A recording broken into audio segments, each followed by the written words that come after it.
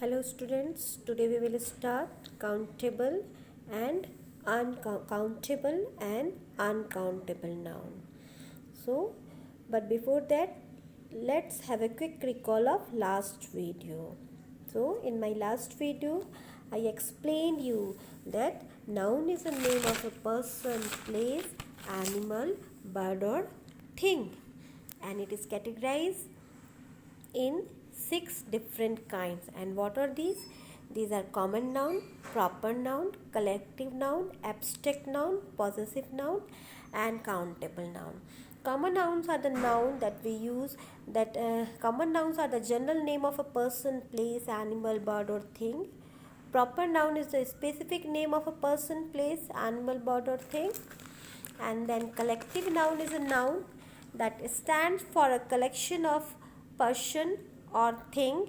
Abstract noun is a noun that we can feel or think of. And today we will start countable and uncountable noun. Now children, here you can see I have a picture. So in this picture you can see few things are countable and few things are uncountable. For example, we can count a burger, but we cannot count a loaf of bread. We can count apple, watermelon, egg, and then fries, but we cannot count milk, coffee, salt, butter, water, soup, jam. So, few nouns are countable and few are uncountable. What is countable noun? Noun that we can count are known as countable noun. So, a countable noun is a noun that we can count. For example, chair, student, book, pen, and they have a singular and plural form both. So you can see here we can write chair, we can write chairs also, student, students also. So countable nouns have singular and plural both form. Similarly, uncountable noun are the noun that we can't count. For example, rice, soup, sugar, milk, and they have only singular form. That means we can't write milks, we can't write rains. So what we will write? We write only rain. Now children, here I want to make a note. While you are using articles and adjective with countable and uncountable, few articles can be used with countable only and few with uncountable, and few adjectives we can use with countable only and few with uncountable, and few we can use with countable and uncountable both. Now let's have a look. We can use a and an with countable. For example, we can write a pen, an umbrella, a book. Many we can write with countable only. Many flowers, many books. We can write few. We can use few with countable only. We can use a few with countable only. For example, a few flowers, few questions. Now, some adjectives we can use with uncountable noun. And what are these? For example, much, a little. So, they can use with uncountable, like much rain. This jug has a little milk. So, and few adjectives we can use with both countable and uncountable. So, just have a look. We can use some with countables and uncountables only, both.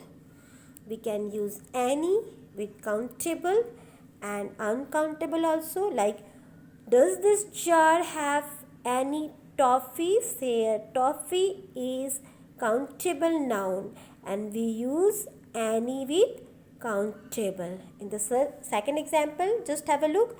What will happen if there isn't any rain? Rain is uncountable, and we will use any with uncountable also. So any can be used with countable and uncountable both. Now next example, a lot of.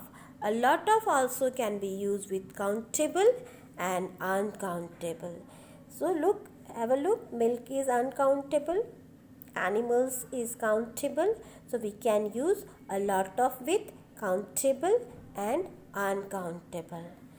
Plenty of, these adjectives also we can use with countable and uncountable. For example, plenty of houses.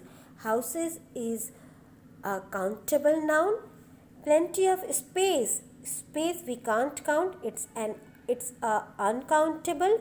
So we can use plenty of with countable and uncountable. So children, I hope countable and uncountable noun is completed. Now our last kinds of noun is possessive noun.